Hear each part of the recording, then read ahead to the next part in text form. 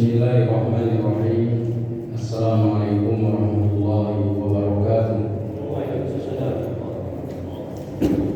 Innal hamdalillah nahmaduhu wa nasta'inuhu wa nasta'hihi wa natubu ilayhi wa na'udzu billahi min shururi anfusina wa min sayyiati a'malina.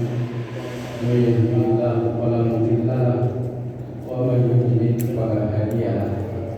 Asyhadu an la ilaha illallah لا شريك له وأشهد أن محمدا عبده ورسوله لا نبي ولا رسول بعده.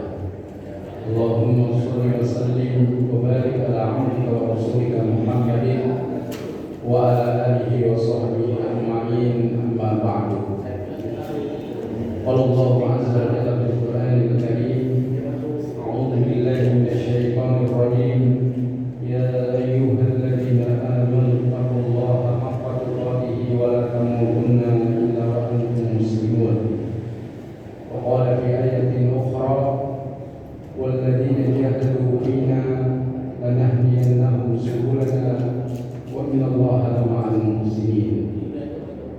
Jamaah rahimakumullah, alhamdulillah di malam hari ini tanggal 18 Dzulqa'dah 1446 Hijriah yang bertepatan dengan tanggal 15 Mei 2025 Miladiyah, kita bisa hadir di tempat yang penuh dengan keberkahan ini, sehingga kita semua yang ada di majelis ini juga senantiasa mendapatkan kebaikan-kebaikan, keberkahan dari Allah Subhanahu wa taala, dan mudah-mudahan kita termasuk di antara hamba-hamba Allah yang ketaatannya semakin bertambah dengan diberikannya kebaikan-kebaikan darinya. Salawat dan salam berlimpah kepada Nabi Muhammad SAW sebagai uswah hasanah, suri teladan terbaik dalam kehidupan umat manusia, dan mudah-mudahan kita termasuk umat Nabi yang senantiasa bermujahadah dan istiqamah dalam menegakkan yang hak, dalam menegakkan sunnah-sunnahnya dalam kehidupan ini. Hadirin jamaah rahimakumullah, pada pertemuan yang lalu kita telah membahas surah Az-Zumar ayat yang ke-23, tetapi belum sampai terakhir atau belum selesai pembahasan, maka kita akan melanjutkan di malam hari ini lanjutan dari pembahasan surah Az-Zumar ayat yang ke-23. Sekedar mengingatkan kembali firman Allah Subhanahu wa taala: A'udzu billahi minasyaitonir rajim. Allahu nazzala ahsanal hadithi kitaban mutasyabihan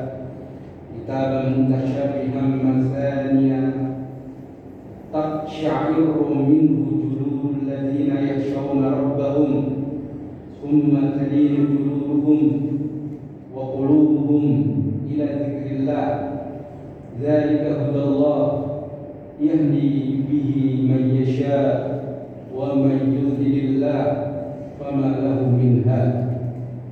Allah telah menurunkan perkataan yang paling baik, yaitu Al-Quran, yang serupa mutu ayat-ayatnya lagi berulang-ulang. Gemetar karenanya kulit orang-orang yang takut kepada Tuhannya,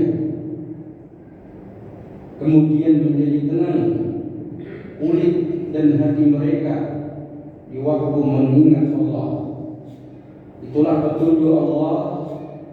Dengan kitab itu Dia menunjuki siapa yang dikehendakinya, dan barang siapa yang disesatkan Allah, maka tidak ada seorang pun pemberi petunjuk baginya. Telah kita jelaskan ya makna firman Allah Subhanahu wa taala di dalam surah Az-Zumar ayat yang ke-23, di mana Allah Subhanahu wa taala menyatakan bahwa Dialah yang telah menurunkan perkataan yang paling baik, yaitu Al-Quran. Karena tidak ada perkataan yang lebih baik selain daripada perkataan atau firman Allah Subhanahu wa Ta'ala. Tidak ada perkataan yang lebih indah, perkataan yang lebih mempesona selain daripada Al-Quran.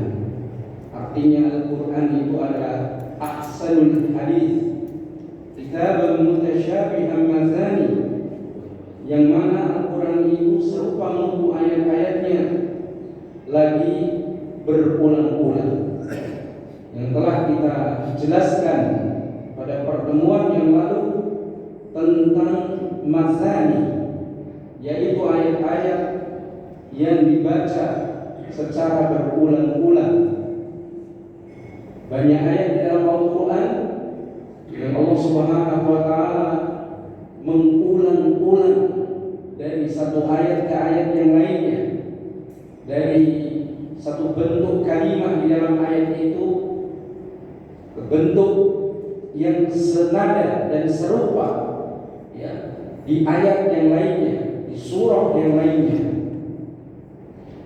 Meskipun makna berulang-ulang, ya, sebagian para ulama menjelaskan sebagaimana yang telah kita sampaikan pada pertemuan yang lalu, maknanya adalah al-mudhadah, yaitu ayat-ayat yang di dalamnya ada semacam lawan daripada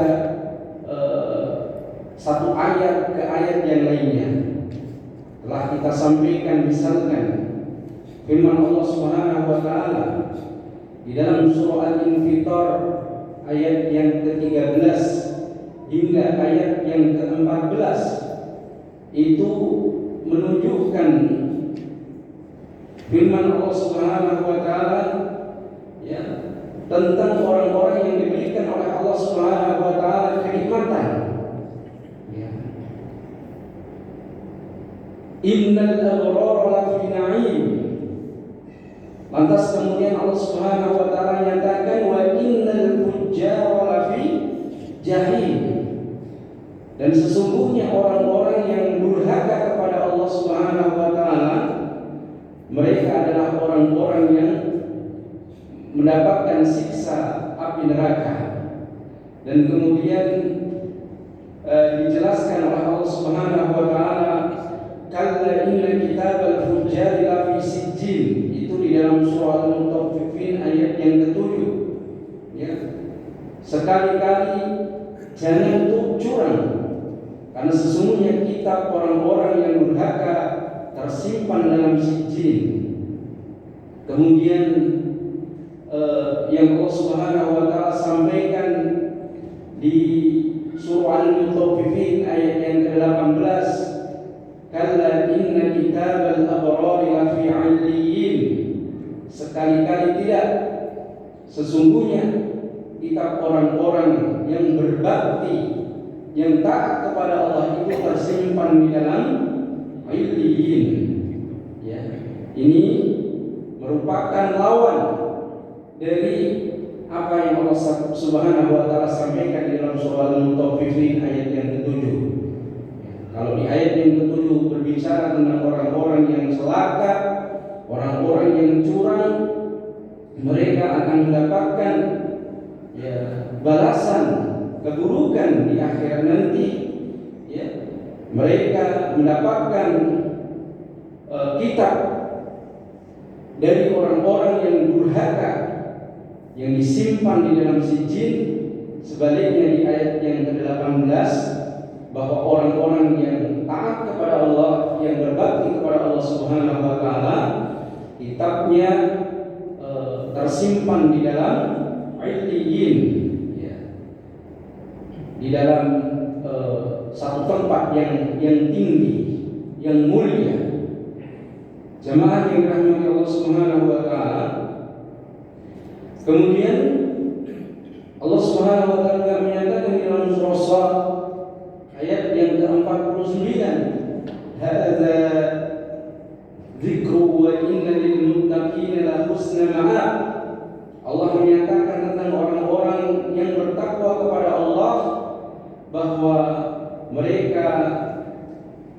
disediakan oleh Allah Subhanahu wa taala jannah sebagai satu tempat yang terbaik, tempat kembali yang indah. Sebaliknya di dalam surah Shad ayat yang ke-55 itu kebalikannya. Hadza wa inna lit-taghina lasyarra ma'ab. Beginilah keadaan mereka, dan sesungguhnya bagi orang-orang yang durhaka benar-benar disediakan tempat kembali yang sangat buruk. Hadirin jemaah yang dirahmati Allah Subhanahu wa taala. Kemudian yang belum sempat kita bahas lebih jauh lanjutan, yakni di dalam surah Az-Zumar ayat yang ke-23 ketika Allah mengatakan taksya'iru minhu juludul ladzina yakhshawna rabbahum thumma talinu juluduhum wa qulubuhum ila dzikrillah. Gemetar karenanya kulit orang-orang yang takut kepada Allah, takut kepada Rabb-Nya, kemudian menjadi tenang kulit dan hati mereka di waktu mengingat Allah Subhanahu wa taala.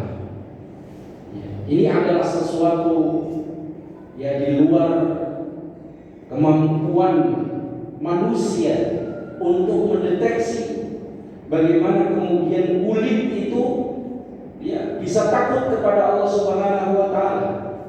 Kulit juga bisa menjadi tenang. Kalau kita saksikan bagaimana kulit kita yang ada dalam diri kita itu kemudian bisa takut kepada Allah Subhanahu wa taala, dan kulit kita juga bisa menjadi tenang. Itu tentunya karena mengingat Allah Subhanahu wa taala. Maka seseorang yang senantiasa mengingat Allah, mengingat firman-firman Allah Subhanahu wa taala, hatinya pun juga akan menjadi tenang. Sebagaimana firman Allah Subhanahu wa taala di ayat yang lainnya, ala bizikrillah tatma'innul qulub. Hanya dengan berzikir kepada Allah Subhanahu wa taala, hati seseorang itu akan menjadi tenang. Hadirin jemaah yang dirahmati Allah Subhanahu wa taala, kita tidak pernah tahu bagaimana kulit itu bisa takut kepada Allah Subhanahu wa taala. Kulit itu bisa merasa kemudian tunduk kepada Allah Subhanahu wa taala. Maka jemaah yang dirahmati Allah Subhanahu wa taala, satu kemujiatan apa yang diinformasikan di dalam Al-Qur'anul Karim bahwa setiap ciptaannya itu mempunyai rasa takut kepada Allah Subhanahu wa taala tanpa manusia sendiri mengetahui bagaimana takutnya makhluk ciptaan Allah Subhanahu wa taala berupa kulit itu takut kepadanya. Dan ini merupakan sifat daripada orang-orang yang taat, yang berbakti kepada Allah. Di saat mendengar kalam Allah, di saat mendengar firman-firman Allah Subhanahu wa taala yang maha kuasa, maha perkasa, yang maha pengampun, disebabkan apa yang mereka pahami darinya, tentang janji, ancaman, kecaman bahkan yang membuat gemetar kulit tubuh mereka karena merinding, karena takut, saking takutnya kepada Allah Subhanahu wa taala. Tsumma talinu juluduhum wa qulubuhum dzikrillah ila dzikrillah. Kemudian menjadi tenang kulit dan hati mereka di waktu mengingat Allah Subhanahu wa taala. Nah, tentunya ini bisa menjadi penelitian jamaah yang dirahmati Allah. Apakah kulit yang dengan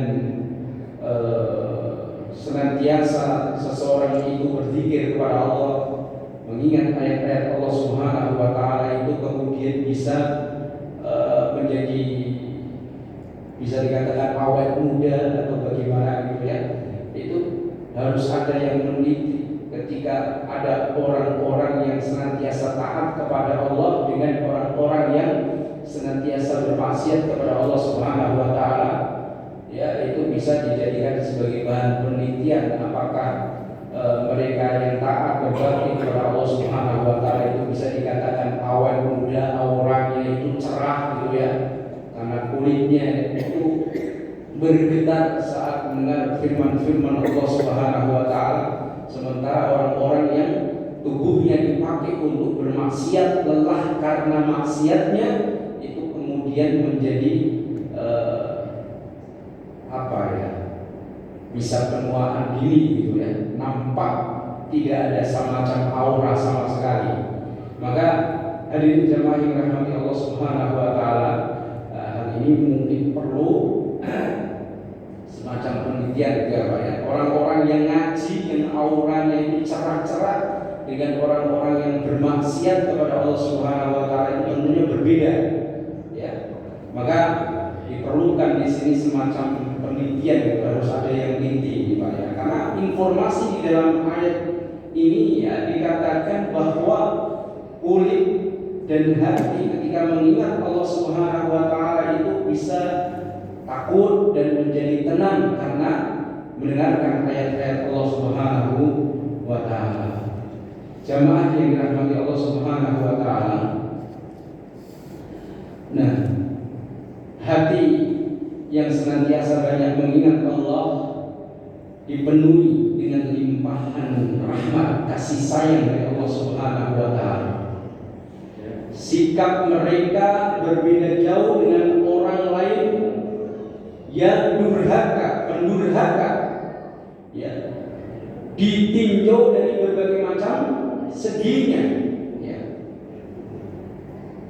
Bahkan disebutkan di dalam tafsir ini ada beberapa poin yang sangat penting untuk kita perhatikan. Yang pertama, bila mereka mendengarkan bacaan Al-Quran ya, maka mereka mendengarkannya sebagai Al-Quran yang dibacakannya ya.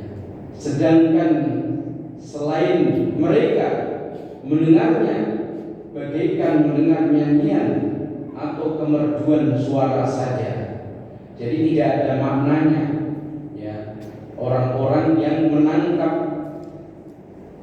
Al-Quran itu hanya sebatas lagunya saja ya.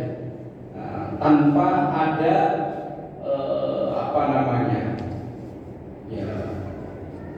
perenungan dalam membaca ayat-ayat Allah Subhanahu wa taala. Memang ada satu hadis Nabi sallallahu alaihi wasallam yang menyatakan bahwa laisa minna man lam yatahawwana bil Qur'an. Artinya bukan termasuk dari golongan kami yang tidak memperindah atau melakukan bacaan Al-Qur'an. Itu ada sebagai sebuah seni bacaan Al-Quran dengan berbagai macam metodenya. Iya, itu ada ilmunya. Tetapi kalau hanya sebatas lagu dan tanpa, maksudnya sebatas bacaan-bacaan yang indah tetapi tidak dimaknai dengan mendalami pemahaman yang ada di dalam Al-Quran, maka itu bukan menjadi sesuatu yang kemudian bermakna. Jamaah yang dirahmati Allah Subhanahu wa taala. Kemudian yang kedua, kalau yang pertama tadi bila mereka mendengarkan bacaan Al-Quran, maka mereka mendengarkannya ya sebagai Al-Quran yang dibacakan, betul-betul sebagaimana Al-Quran itu dibacakan. Ya, ketika Nabi Shallallahu Alaihi Wasallam dan para sahabat meminta para sahabat yang pandai membaca Al-Quran, mereka senang. Dan beberapa kali Nabi SAW meminta para sahabat yang bacaan Al-Qurannya itu bagus untuk kemudian beliau dengar ya. Jamaah yang dirahmati Allah Subhanahu wa taala. Kemudian yang kedua, apabila dibacakan kepada mereka ayat-ayat Allah yang Maha Pemurah, maka mereka menyungkur, bersujud seraya menangis dengan penuh etika dan rasa takut, rasa harap dan rasa cinta. Artinya ketika membaca Al-Quran, membaca dengan penuh kekhusyuan, ketundukan, sehingga tersungkur, bersujud, bahkan menangis dengan penuh etika, dan rasa takut, rasa harap, dan rasa cinta, serta penuh dengan pemahaman dan pengertian. Sebagaimana yang Allah Subhanahu wa taala sebutkan di dalam surah Al-Anfal ayat yang kedua sampai ayat yang keempat. A'udzubillahi minasyaitonir rajim. Innamal mu'minuna alladzina idza dzukirallah wajilat qulubuhum wa idza tuliyat 'alaihim ayatuhu zadatuhum imanan wa 'ala rabbihim yatawakkalun alladzina yuqimuna as-shalah wa mimma razaqnahum yunfiqun ulaika humul mu'minuna haqqan lahum darajatun 'inda rabbihim wa maghfiratun wa rizqun karim. Sesungguhnya orang-orang yang beriman itu adalah mereka yang apabila disebut nama Allah gemetarlah hati mereka, dan apabila dibacakan kepada mereka ayat-ayatnya bertambahlah iman mereka karenanya, dan kepada Tuhan, kepada Allah Subhanahu wa taala mereka bertawakal, yaitu orang-orang yang mendirikan salat, menafkahkan sebagian dari rizki yang kami berikan kepada mereka. Itulah orang-orang yang beriman dengan sebenar-benarnya. Mereka akan memperoleh beberapa derajat ketinggian di sisi Tuhannya dan ampunan serta rezeki nikmat yang mulia, rizqun karim. Jemaah yang dirahmati Allah Subhanahu wa taala, yang menjadi pertanyaan kita, apakah ketika kita disebutkan asma Allah, nama Allah, hati kita itu sudah bergetar atau belum?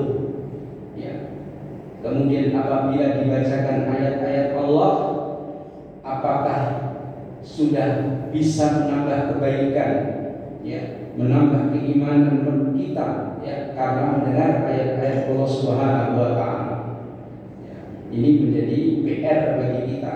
Kalau hingga saat ini ketika kita membaca Al-Quran tidak ada rasa di dalamnya, ini menjadi satu hal yang perlu kita introspeksi bersama, karena kita seringkali terpesona dengan bacaan-bacaan lagu yang merdu saja, sementara pemahaman terhadap ayat-ayat Allah itu masih jauh.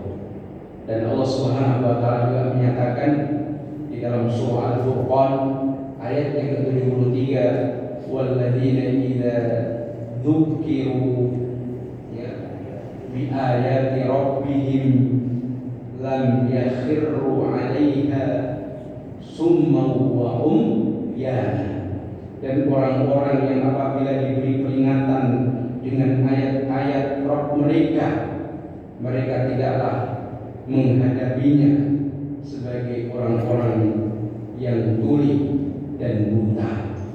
Hadirin jemaah yang dirahmati Allah Subhanahu wa taala,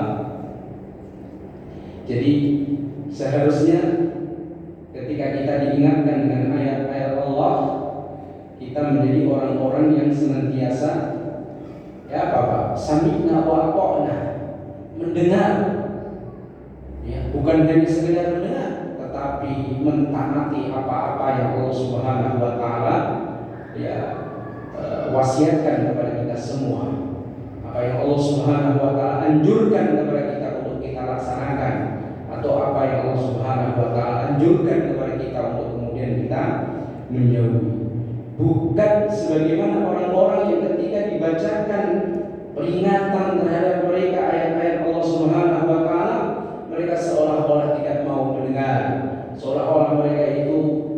sebagai orang-orang yang tuli, sebagai orang-orang yang tidak menggunakan panca inderanya, bahkan buta, tidak bisa melihat kebenaran yang Allah Subhanahu wa taala sampaikan. Jemaah dirahmati Allah Subhanahu wa taala. Maka ketika menafsiri ayat ini di dalam surah Al-Furqan ayat yang 70, ayat yang ke-73, Ibnu Katsir menyatakan penjelasannya, yakni apabila mereka mendengar kalam Allah dibacakan, mereka tidak sibuk dengan yang lainnya, yaitu sifat orang-orang yang beriman. Kalau dibacakan ayat-ayat Allah, mereka tidak sibuk dengan yang lainnya, tidak disibukkan dengan urusan-urusan selain daripada fokus kepada ayat-ayat Allah Subhanahu wa taala. Ya. Jadi sekali lagi, apabila mereka mendengar kalam Allah dibacakan, mereka tidak sibuk dengan yang lainnya, bahkan mendengarkannya dengan penuh ketaatan dan memahami semua makna yang terkandung di dalamnya, lalu kemudian meresapinya ke dalam kalbu mereka. Karena itulah maka mereka mengamalkannya dan bersujud padanya dengan penuh pengetahuan dan pengertian, bukan karena tidak mengerti atau membebek kepada orang lain. Ya, artinya apa? Kita semua diperintahkan untuk betul-betul memahami ayat-ayat Allah Subhanahu wa taala. Ketika diperdengarkan misalkan ayat-ayat tentang azab, tentang siksa, maka kita akan menangis karena ayat-ayat itu. Ya. Apabila dibacakan ayat-ayat tentang kenikmatan surgawi, mereka bisa jadi juga menangis karena tangisan kebahagiaan mereka. Ya, bukan tangisan kesedihan. Kalau dibacakan ayat-ayat tentang azab, mereka menangis karena sedih. Seandainya nanti di akhirat, ya, kita termasuk di antara orang-orang yang merugi, ya, maka sungguh ngeri siksa dari Allah Subhanahu wa taala di akhirat kelak. Ya, menangis karena belum jelas bagaimana nasib kita di kemudian hari, ya, dan kita berlindung kepada Allah agar supaya kita itu terhindar dari keburukan-keburukan dunia dan akhirat, terlebih lagi keburukan akhirat nanti. Sementara ketika sekali lagi dibacakan tentang ayat-ayat yang di dalamnya penuh dengan kenikmatan, bisa jadi dia menangis karena bahagia, saking bahagianya, dengan penuh harap mudah-mudahan dia termasuk di antara orang-orang yang kemudian mendapatkan kenikmatan jannah. Ya. Jamaah yang dirahmati Allah Subhanahu wa taala. Kemudian dijelaskan oleh Ibnu Katsir yang ketiga tentang mereka yang senantiasa mendengarkan ayat-ayat Allah Subhanahu wa taala dengan penuh keimanan, bahwa mereka selalu menjaga etika dan sopan santun saat mendengarkannya. Apa di antara etika kita ketika dibacakan ayat-ayat Al-Quran? Ya, kita tidak kemudian berpaling dari bacaan tersebut. Kita mendengarkannya dengan baik, meresapinya. Bahkan antara orang yang membaca dengan orang yang mendengarkan itu bisa jadi pahalanya sama. Pahala orang yang mendengarkan, ya, itu sama dengan orang yang membaca Al-Quran. Ya. Oleh karenanya, ketika misalkan sampai kepada ayat-ayat sajadah misalkan, Pak, ya, ayat-ayat di mana kita harus bersujud karena membaca ayat-ayat sajadah, ya, kita sujud sajdah, ya. Bukan hanya saja orang yang membacanya, tetapi orang yang mendengarkannya pun etikanya juga harus bersujud. Ya. Misalkan Pak ayat-ayat sajdah. Ya. Maka yang di sampingnya, samping beliau siapapun, ya, ketika sampai kepada ayat-ayat sajdah, maka kemudian tergerak untuk juga sama mengamalkan satu sunnah dari Nabi Shallallahu Alaihi Wasallam. Jadi termasuk etika dan adab kita. Ya. Ketika mendengar ayat-ayat Al-Quran sampai kepada ayat-ayat sajdah, untuk senantiasa bersujud di hadapan Allah Subhanahu wa Ta'ala. Jamaah yang dirahmati Allah, sekali lagi yang ketiga penjelasannya adalah ya, bahwa orang-orang yang beriman itu senantiasa menjaga etika dan sopan santun saat mendengarkan ayat-ayat Allah. Ya, sebagaimana yang dilakukan oleh para sahabat saat mereka mendengar kalamullah yang dibacakan oleh Rasulullah Sallallahu Alaihi Wasallam, ya, kulit tubuh mereka bergetar, kemudian hati mereka menjadi lunak di waktu mengingat Allah. Jadi di antara fungsi kita itu membaca ayat-ayat Al-Quran, sering mendengarkan ayat-ayat Al-Quran, hati kita tidak keras, Pak. Hati kita tidak seperti batu yang keras, yang tidak pernah mau menerima yang hak, tidak pernah mau mendengarkan nasihat-nasihat dan wasiat-wasiat kebenaran. Ya. Maka orang-orang yang beriman, ya, mereka adalah orang-orang yang lunak hatinya, ya, di saat mengingat Allah Subhanahu wa Ta'ala. Mereka tidak ribut dan tidak pula memaksakan diri dengan apa yang bukan pembawaan diri mereka. Artinya apa, Pak? Mereka itu orang-orang yang memang apa adanya, tidak dibuat-buat, tidak pencitraan dan lain sebagainya. Tidak. Kalau orang kampanye itu pencitraan itu kan dibuat-buat sengaja supaya dibilang dia itu sebagai orang yang baik, dengan baik. Tapi sifat orang yang beriman itu apa adanya, ya. Terlepas dia sebagai manusia biasa yang punya kekurangan dan kelebihan, tetapi sifat orang yang beriman itu tentunya mereka apa adanya, tidak dibuat-buat, gitu ya. Tidak dibuat-buat. Segala sesuatu kalau dibuat-buat itu kan jadi tidak baik, gitu kan, Pak. Orang melakukan satu kebaikan supaya karena pencitraan itu jadi tidak baik orang melihatnya. Karena apa? Dia melakukan karena ingin motif-motif tertentu, misalnya seperti itu. Tapi kalau orang apa adanya, itu mereka akan lebih nyaman. Orang tidak terbebani dengan sesuatu karena dia menjadi dirinya sendiri, bukan menjadi orang lain. Ya. Jamaah yang dirahmati Allah Subhanahu wa Ta'ala, ya.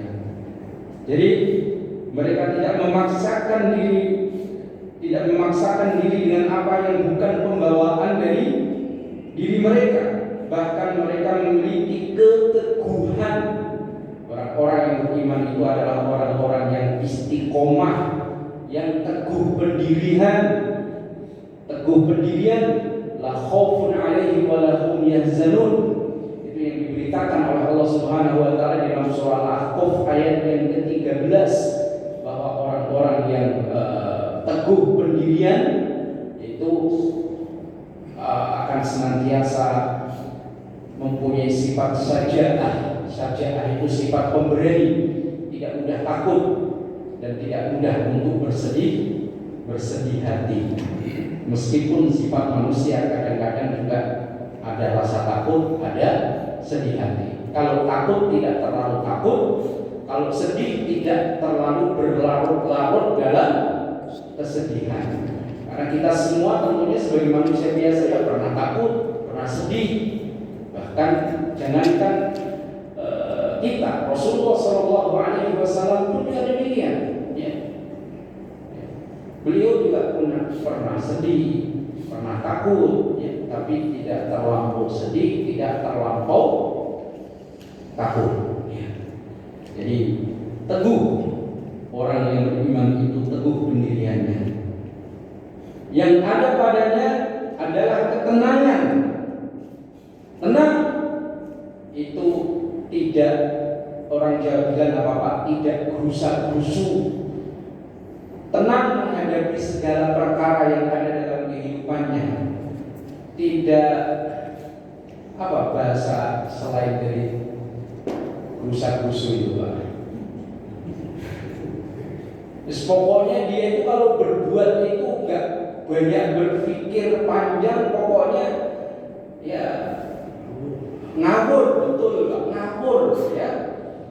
Tidak menggunakan akal pikirnya, yang penting dia ototnya, akalnya, ototnya, kekuatannya tanpa mau pikir panjang. Itu okol ya, okolnya. Ya. Sementara orang yang beriman itu dia tenang menghadapi perkara-perkara yang ada, dia berpikir panjang, dia memikirkan dampaknya. Dampak bukan pada saat itu saja, juga dampak yang tentunya jangka panjangnya bagaimana. Itu orang-orang yang beriman itu seharusnya seperti itu. Dan tidak juga terlampau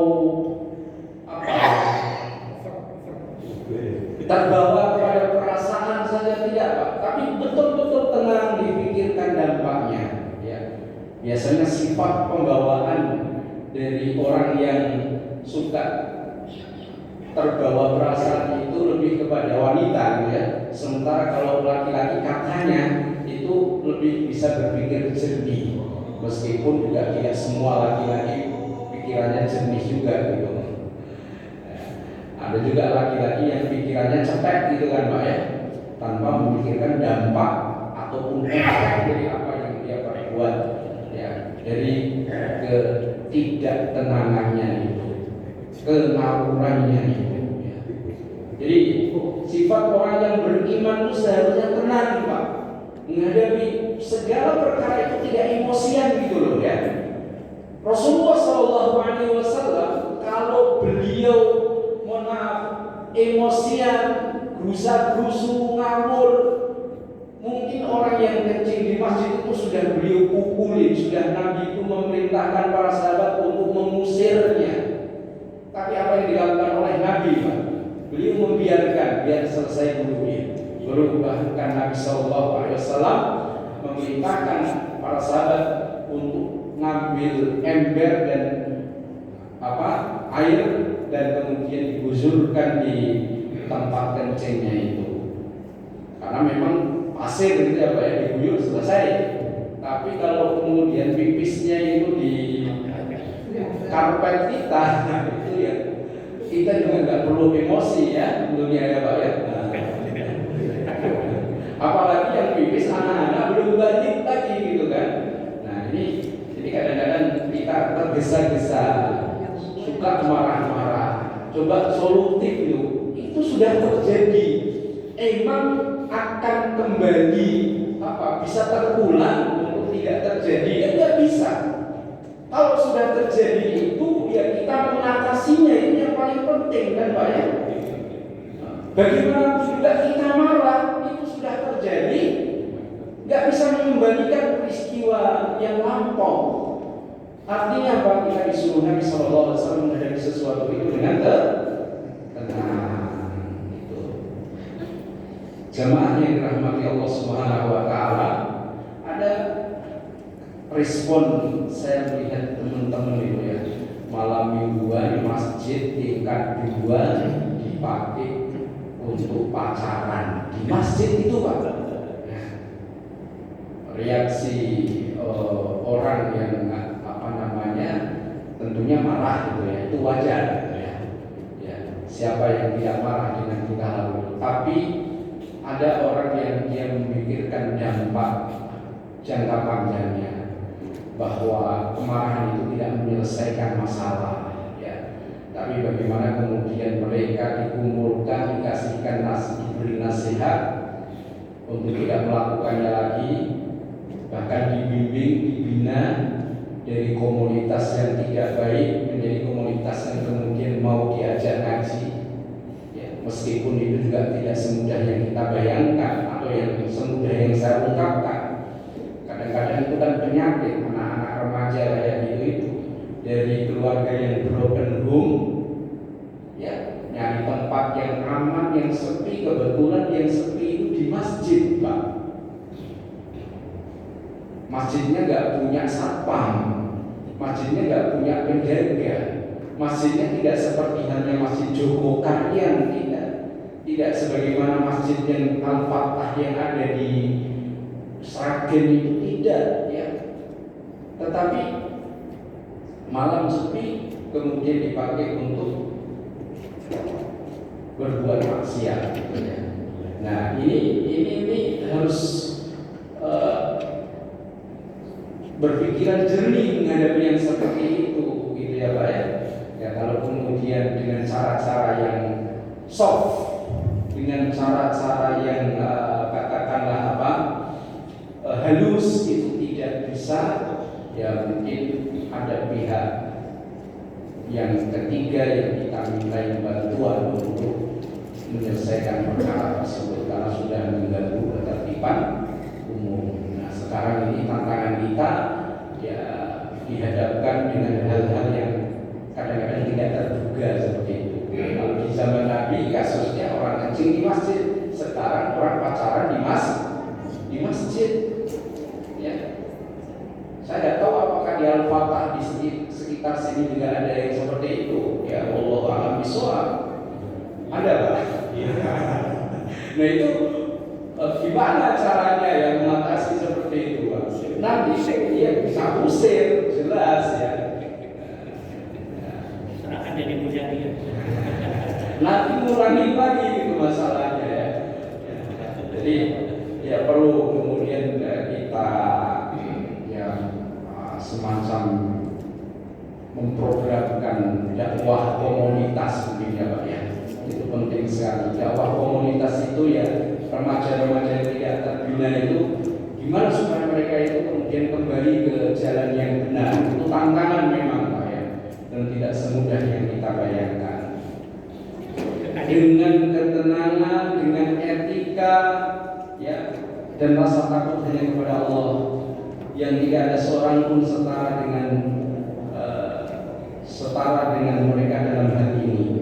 Karena itulah mereka beruntung, orang-orang yang beriman itu adalah orang-orang yang beruntung mendapatkan ujian dari Allah Subhanahu wa taala dan yang maha tinggi baik di dunia maupun di akhirat. Kemudian Allah menyatakan dzalika hudallah yahdi bihi man yasha min ibadihi. Itulah petunjuk Allah, dengan kitab itu dia menunjuki siapa yang dikehendakinya dari kalangan hamba-hambanya. Jadi kalau orang sudah diberikan petunjuk dari Allah, tidak ada orang yang mampu untuk menyesatkannya. Sementara kata Allah, wa man yudlilillah fama lahu min had. Dan barang siapa yang disesatkan oleh Allah, maka tidak ada seorang pun yang dapat memberikan petunjuk kepadanya. Selesai. Sampai di sini pembahasan kita dalam surah Az-Zumar ayat yang ke-23. Jemaah yang dirahmati Allah, mohon maaf kalau ada hal-hal yang kurang berkenan. Semoga kita selalu dalam bimbingan Allah dan selalu kita juga terus-menerus mohon petunjuknya, bimbingannya agar tetap menjadi pribadi-pribadi yang taat kepadanya, istiqomah dalam ketaatan kepada Allah Subhanahu wa taala. Nasrun minallah wa fathun qarib wa basyiril mu'minin. Assalamualaikum warahmatullahi wabarakatuh.